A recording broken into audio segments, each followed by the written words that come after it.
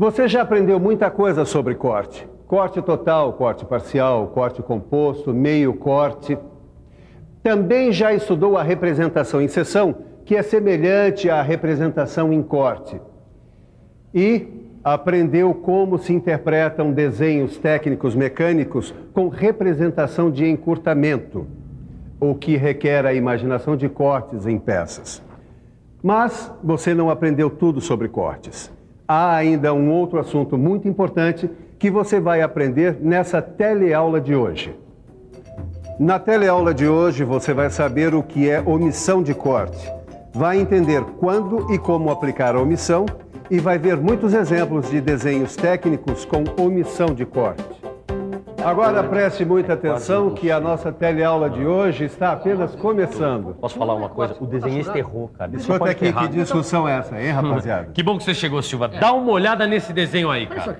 Sim, o que é que tem esse desenho? Ué, você não me falou que é um grande observador? Dá uma olhada. Sim, já estou olhando. O que é que ele tem de errado? Olha aqui, Silva, presta atenção.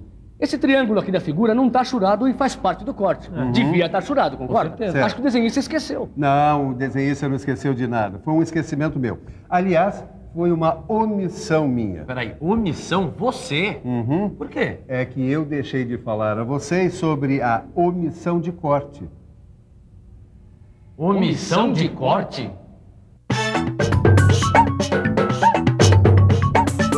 Omissão quer dizer falta, ausência. Isso quer dizer que nas representações com omissão de corte, as achuras são parcialmente omitidas. Como é isso? É justamente o que nós vamos explicar.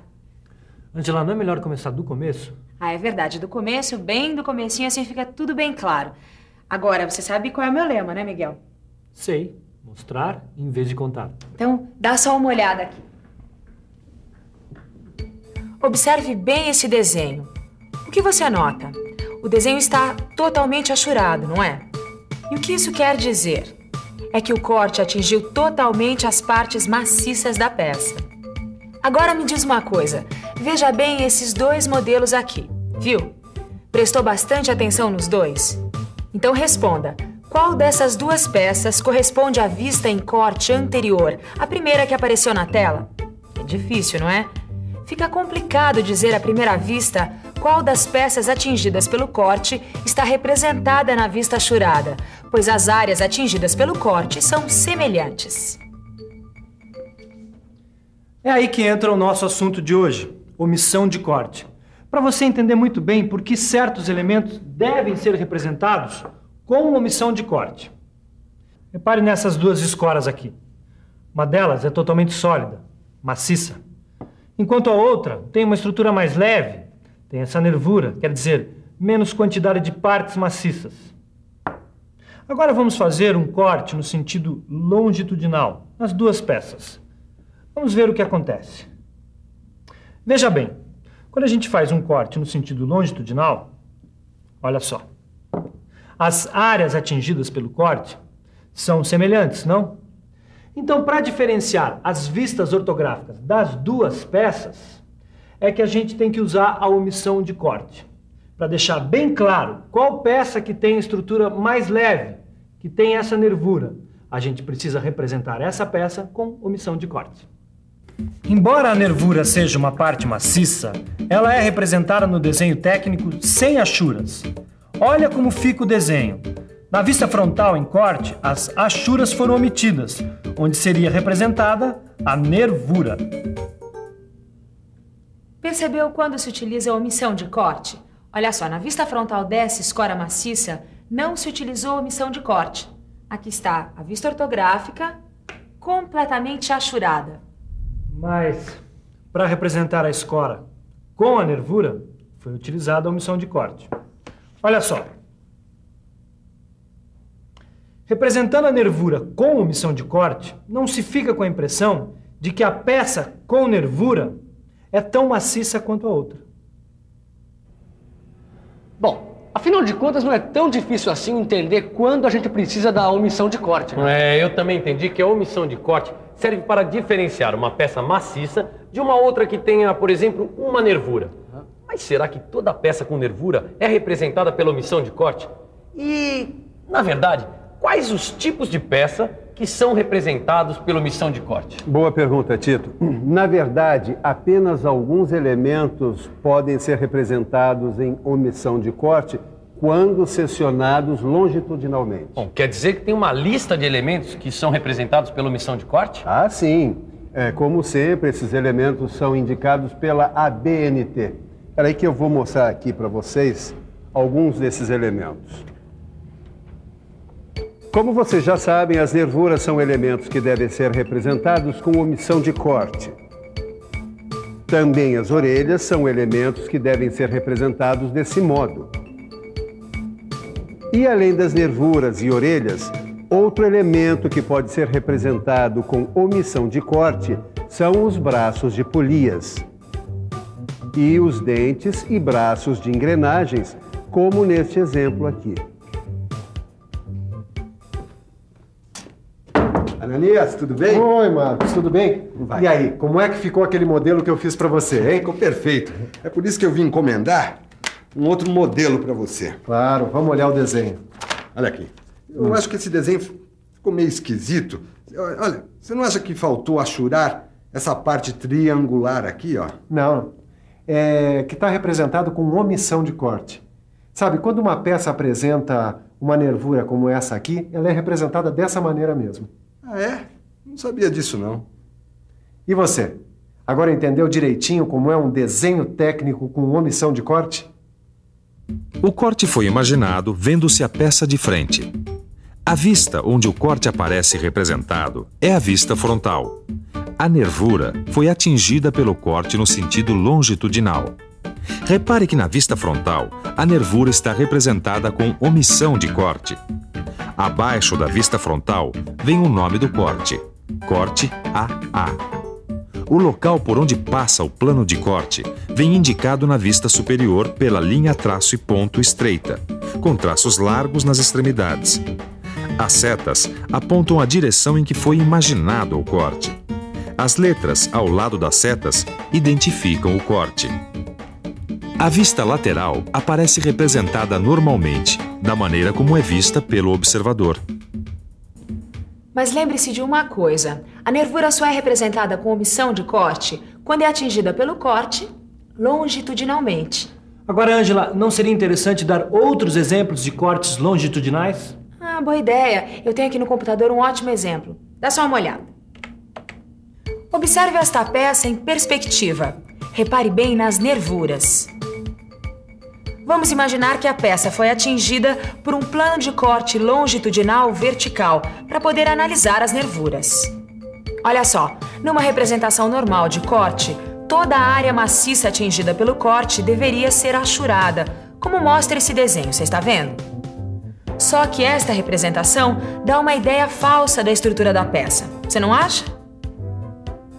Então é necessário imaginar a omissão de corte na nervura longitudinal. Você não acha que assim a gente tem uma ideia mais clara da estrutura? E olha agora as vistas ortográficas. A vista representada em corte é a vista frontal. E nela, a nervura atingida longitudinalmente pelo corte é representada com omissão de corte. A nervura transversal é representada achurada. E agora imagine a mesma peça cortada ao meio por um plano de corte transversal. Nesse caso, a vista atingida pelo corte é a lateral. A nervura longitudinal deve ser representada achurada, porque foi atingida transversalmente pelo corte. E a nervura transversal deve ser representada com omissão de corte. Repare nas vistas ortográficas da peça cortada pelo plano transversal. Olha a vista lateral representada com omissão de corte. E por fim, imagine outra possibilidade. A mesma peça cortada por um plano de corte longitudinal horizontal. Tanto a nervura longitudinal como a nervura transversal foram atingidas pelo corte no sentido transversal. Nesse caso, não há necessidade de representar as nervuras com omissão de corte. No desenho técnico, as duas nervuras devem ser achuradas, como nesta vista superior. Bom, essa história de omissões de corte em nervuras Tudo bem, eu já entendi. Agora, e nos outros elementos? Por acaso você tem alguma coisa para mostrar pra gente aí, Silva? Ah, tenho sim. Beleza, hein? Mas eu sabia. Aqui. Deem uma olhada nessas polias. Agora, reparem bem que as estruturas das polias são diferentes. Essa aqui possui braços. Tudo bem. Agora, essas aqui são as duas polias seccionadas. Numa representação normal, as duas polias ficariam semelhantes. Querem ver? Olha aqui. Nossa. E parece a mesma peça, sem tirar nem pôr. Por isso, os braços da polia são representados com omissão de corte no desenho técnico. Olha aqui. Poxa, é o mesmo processo das nervuras. Agora dá para ter uma noção mais real da estrutura da peça. Exato. Essa é a função da omissão de corte. Dar uma ideia mais real, a mais aproximada possível da estrutura da peça e tornar o desenho técnico mais preciso. E isso serve também para outros elementos como dentes e braços das engrenagens e as orelhas. Hoje eu aprendi bastante coisa. Bom, por isso mesmo, eu acho que está na hora de uma revisãozinha. Você não acha? E atenção, se liga aí que é hora da revisão. Na teleaula de hoje, você aprendeu o que é omissão de corte e como ela possibilita dar uma ideia mais precisa de peças que possuem elementos como nervuras, orelhas, braços e dentes. Viu também que no desenho técnico, as achuras são omitidas quando aqueles elementos são atingidos longitudinalmente pelo corte, embora correspondam a uma parte maciça da peça. Aprendeu que apenas alguns elementos devem ser representados com omissão de corte, como as nervuras, orelhas, braços de polias e dentes e braços de engrenagens. Agora você já sabe como ler e interpretar desenho técnico mecânico com omissão de corte. Mas para que esse conhecimento se transforme em prática, é necessário treinar bastante. Como? Resolvendo os exercícios que acompanham o seu livro. Bons estudos e até a próxima!